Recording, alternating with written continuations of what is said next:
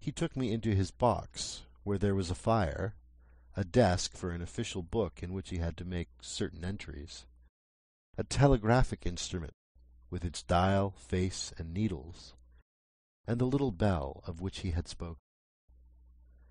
On my trusting that he would excuse the remark that he had been well educated, and, I hoped I might say without offence, perhaps educated above that station, he observed that instances of slight incongruity in such wise would rarely be found wanting among large bodies of men, that he had heard it was so in workhouses, in the police force, even in that last desperate resource, the army, and that he knew it was so, more or less, in any great railway staff. He had been, when young, if I could believe it, sitting in that hut, he scarcely could, a student of natural philosophy, and had attended lectures. But he had run wild, misused his opportunities, gone down, and never risen again. He had no complaint to offer about that. He had made his bed, and he lay upon it. It was far too late to make another. All that I have here condensed he said in a quiet manner, with his grave, dark regards divided between me and the fire. He threw in the word "sir" from time to time, and especially when he referred to his youth, as though to request me to understand that he claimed to be nothing but what I found him.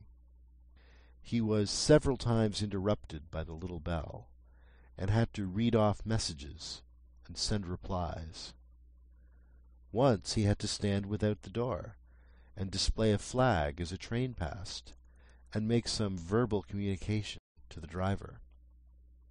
In the discharge of his duties, I observed him to be remarkably exact and vigilant, breaking off his discourse at a syllable, and remaining silent until what he had to do was done.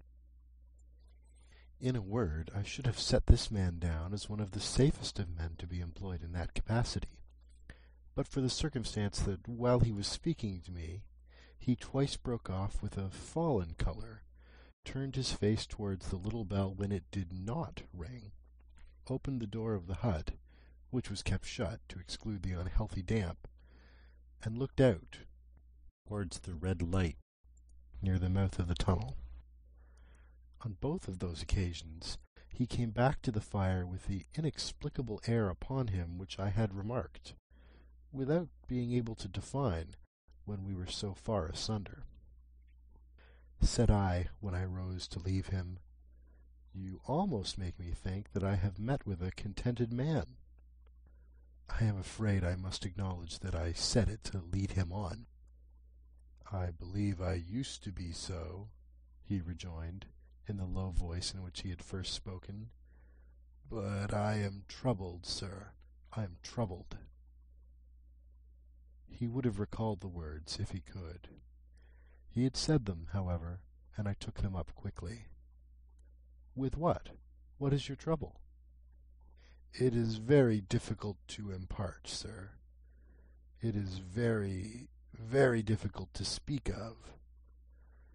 If ever you make me another visit, I will try to tell you." "But I expressly intend to make you another visit. Say, when shall it be?"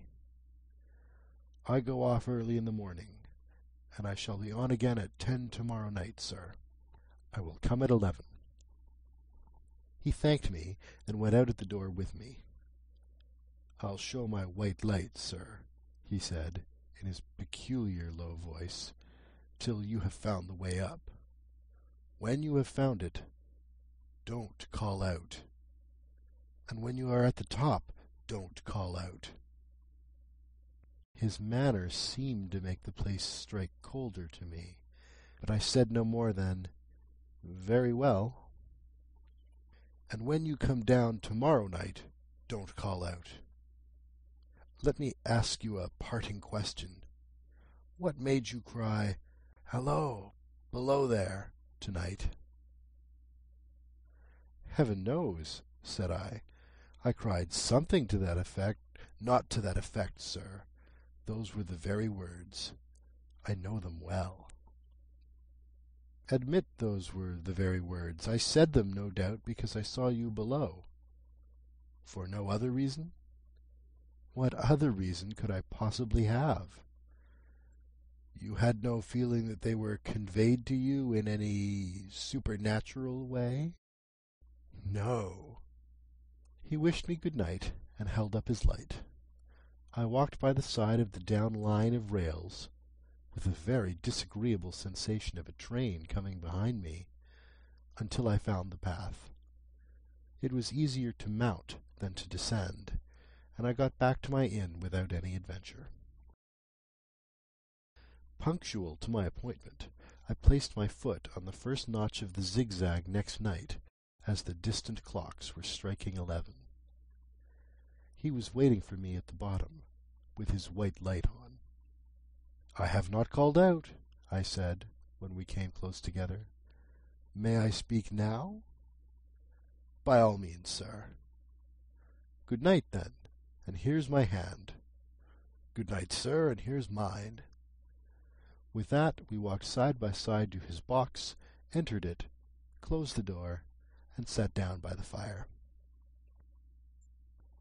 "I have made up my mind, sir," he began, bending forward as soon as we were seated, and speaking in a tone but a little above a whisper, "that you shall not have to ask me twice what troubles me. I took you for someone else yesterday evening. That troubles me."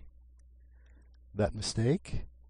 "No, that someone else." "Who is it?" "I don't know." "Like me?" "I don't know. I never saw the face. The left arm is across the face, and the right arm is waved, violently waved, this way." I followed his action with my eyes, and it was the action of an arm gesticulating, with the utmost passion and vehemence, "For God's sake, clear the way." "One moonlit night," said the man, "I was sitting here, when I heard a voice cry, 'Hallo! Below there!' I started up, looked from that door, and saw this someone else standing by the red light near the tunnel, waving as I just now showed you. The voice seemed hoarse with shouting, and it cried, 'Look out! Look out!'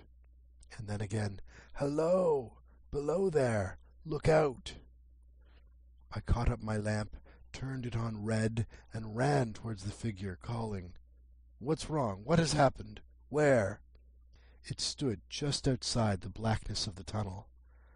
I advanced so close upon it that I wondered at its keeping the sleeve across its eyes. I ran right up at it, and had my hand stretched out to pull the sleeve away, when it was gone." "Into the tunnel?" said I. "No. I ran on into the tunnel 500 yards. I stopped, and held my lamp above my head, and saw the figures of the measured distance, and saw the wet stain stealing down the walls and trickling through the arch. I ran out again faster than I had run in, for I had a mortal abhorrence of the place upon me, and I looked all round the red light with my own red light, and I went up the iron ladder to the gallery atop of it, and I came down again and ran back here. I telegraphed both ways. An alarm has been given. Is anything wrong?' The answer came back, both ways, 'All well.'"